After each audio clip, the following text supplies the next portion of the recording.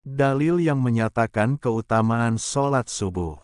Sungguh, sholat yang paling berat bagi orang munafik adalah sholat Isya dan sholat subuh.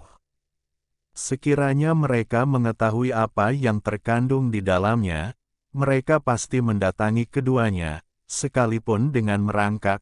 Hadits riwayat Bukhari Muslim. Banyak ulama hadits menilai tentang penjelasan hadits ini, di antaranya bahwa untuk menilai seseorang apakah sungguh-sungguh beriman atau malah munafik, maka dapat dilihat sholat subuhnya. Salat subuh merupakan satu di antara sholat wajib 5 waktu yang mempunyai kekhususan dan memiliki keutamaan yang luar biasa. Merupakan sholat paling utama yang diwajibkan pada kaum muslimin, merupakan sholat yang sejak awal disyariatkan tetap 2 rakaat. Azan subuh berbeda dengan azan sholat wajib lainnya, dengan menambahkan as-sholatu khairum minan naum, sholat itu lebih baik dari tidur, sebanyak 2 kali.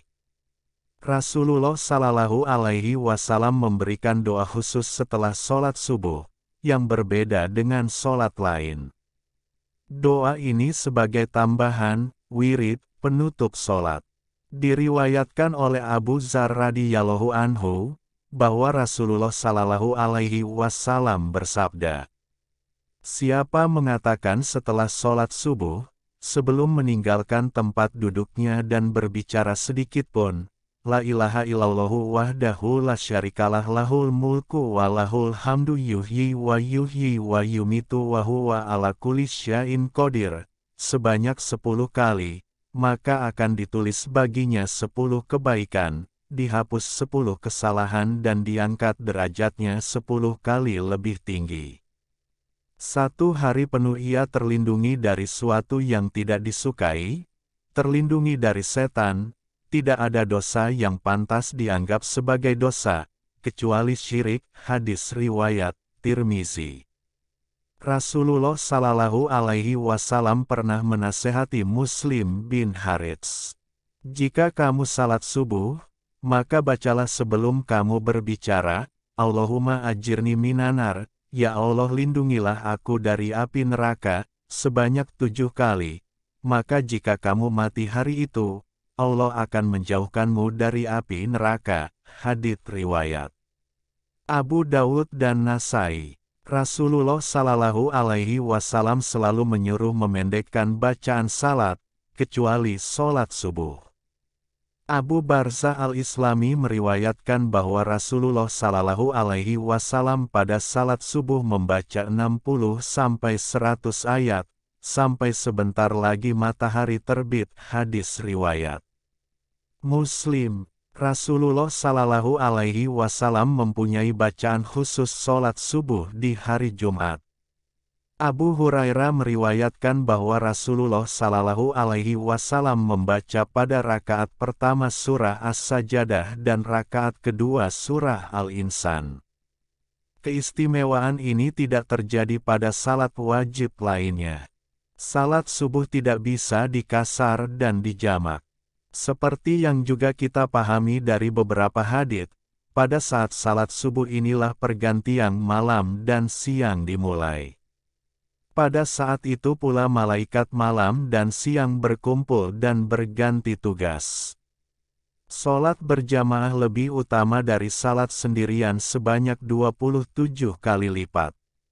Malaikat penjaga malam dan siang berkumpul pada salat subuh. Hadis riwayat Bukhari. Allah Subhanahu wa Ta'ala berfirman, "Dan dirikanlah salat subuh. Sungguh, salat subuh itu disaksikan oleh para malaikat." Quran. Al-Isra 78.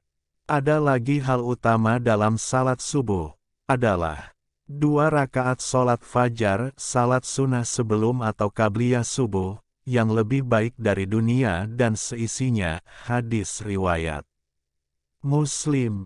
Rasulullah Shallallahu Alaihi Wasallam mengistimewakan salat ini dengan menggambarkan bahwa seandainya dunia dan seisinya ini adalah sebuah kebaikan, maka jauh lebih baik 2 rakaat salat fajar yang kita kerjakan.